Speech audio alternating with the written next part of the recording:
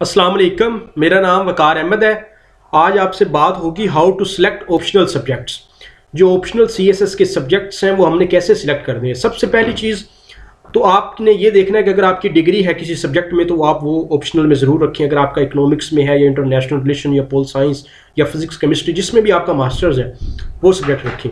दूसरी चीज़ आप ये देखें कि आपका एप्टीट्यूड किस चीज़ में है। पास्ट पेपर को एनालाइज करें, उसके बाद अंदाज़ा करें आपका जो ध्यान है, आपका जो इंटरेस्ट है, आपकी जो ख्वाहिश है वो किस सब्जेक्ट में है, वो आप अपने ऑप्शनल रख सकते हैं।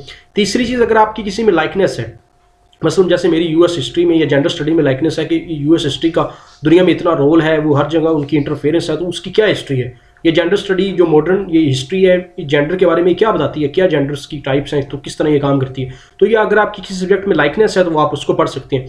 चौथा, ये आप देखें कि मटेरियल किस सब्जेक्ट का अवेलेबल है। बाज़ दफ़ा सब्जेक्ट बड़ा अच्छा होता है, रेलिवेंट भी होता है, सब कुछ ठीक होता है, उसका मटेरियल अवेलेबल नहीं। अगर मटेरियल अवेलेबल नहीं तो आप उसकी तैयारी किस तरह करेंगे। अगर उस चौथा ये आपने देखना है कि वो मटेरियल भी अवेलेबल हो, और पाँचवा रेलिवेंस भी देखनी है कि उस सब्जेक्ट की आने वाले वक्त में रेलिवेंस हो। जैसे गवर्नर्स, इसकी हर दौर में रेलिवेंस रहेगी। तो ये 5 फैक्टर्स हैं, इनको एनालाइज करके अगर आप ऑप्शनल सब्जेक्ट रखेंगे तो आपको सीएसएस के पहले भी और सीएसएस के बाद भी ये मदद देंगे। आपके वक्त का बहुत शुक्रिया।